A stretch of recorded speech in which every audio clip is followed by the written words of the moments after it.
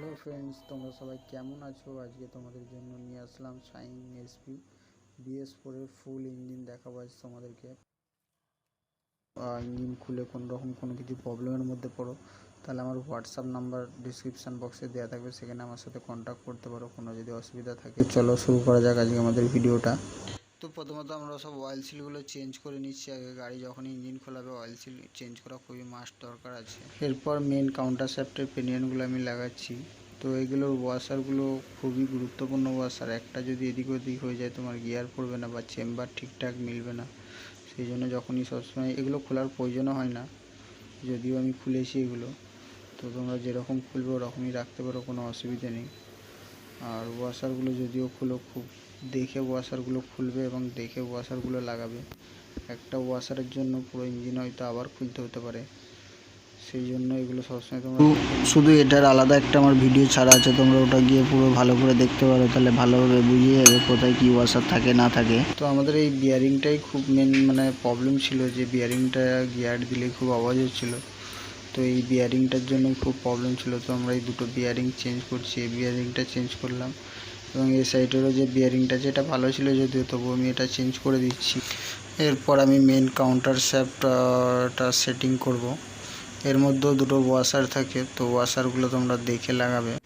তোমাদের যদি ইঞ্জিন খোলার পর মনে হয় ইঞ্জিনের মধ্যে কোনো সমস্যা হচ্ছে, কোনো প্রবলেম হচ্ছে, তো আমাকে একবার হোয়াটসঅ্যাপে মেসেজ করতে পারো। তো আমি যতটা পারি তোমাদের হেল্প করার চেষ্টা করব। তো এরপর আমরা এটাকে পুরো লাগিয়ে নেব। লাগিয়ে নেবার পরে ভালোভাবে চেক করে নেব যে গিয়ারটা ঠিকঠাক পড়ছে নাকি। তো এখান থেকেও চেক করা যায়। তো এখন গিয়ার তো সবগুলোই খেলছে মোটামুটি, এখান থেকে বোঝা যাবে। এরপর আমরা বিগিনটা লাগাবো। তো এই যে রোলারটা আছে, রোলারটা কেজ বিয়ারিংগুলো একবার ভালো করে চেক করে নিলাম, ঠিকই আছে। এরপর বিগিনটাও বসিয়ে দিলাম, ইজিভাবেই বসবে, কোনো কিছু মারার দরকার পড়ে না। তো আমরা একটু মোবিল দিয়ে দেবো এতে।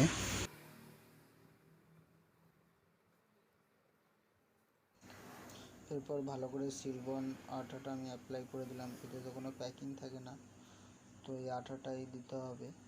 তো সবসময় চেষ্টা করবে যে ক্লিয়ার যে সিলবন আঠাটা পাওয়া যায় এটাই দেওয়ার চেষ্টা করবে। লালটা দিলে এমনি দেখতে খুবই খারাপ লাগে।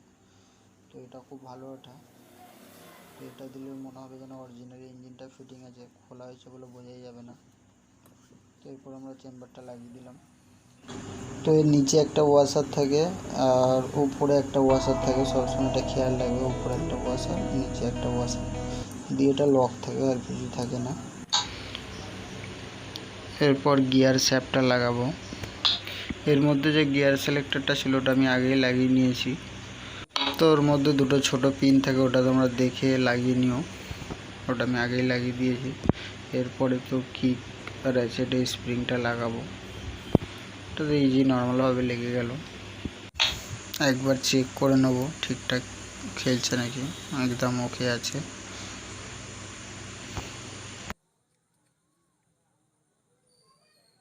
তো এবার আমি ক্লাচ প্লেটটা পুরো আগেই একসাথে সেটিং করে নেবো, লাস্টে এটা একসাথে লাগিয়ে দেবো। এই পেনিয়নটার উল্টো সোজা তোমরা একটু দেখে লাগিও, অনেক সময় উল্টোও লেগে যাবে, এটা তো প্রবলেম হবে। তো এটা উল্টো সোজাটা একবার দেখে লাগিয়ে নিও।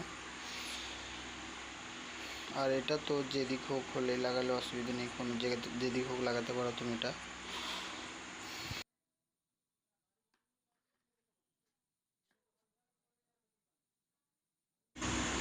তোমাদের যদি কোনো সমস্যা থাকে আমাকে জানাতে পারো। আর ভিডিওটা যদি ভালো লেগে থাকে তো আমার চ্যানেলটাও সাবস্ক্রাইব করে নিও, পরবর্তীতে আরও এরকম ভিডিও আমি নিয়ে আসবো। তো আজকে আমি এতটাই করলাম। এরপরে সিলিন্ডার পিস্টন পুরো পার্টটা ইঞ্জিন গাড়ির মধ্যে লাগিয়ে তোমাদেরকে পুরোটাই দেখাবো। থ্যাঙ্কস ফর ওয়াচিং, ভালো থেকো সবাই, আর চ্যানেলটা সাবস্ক্রাইব আর লাইক করে দিও।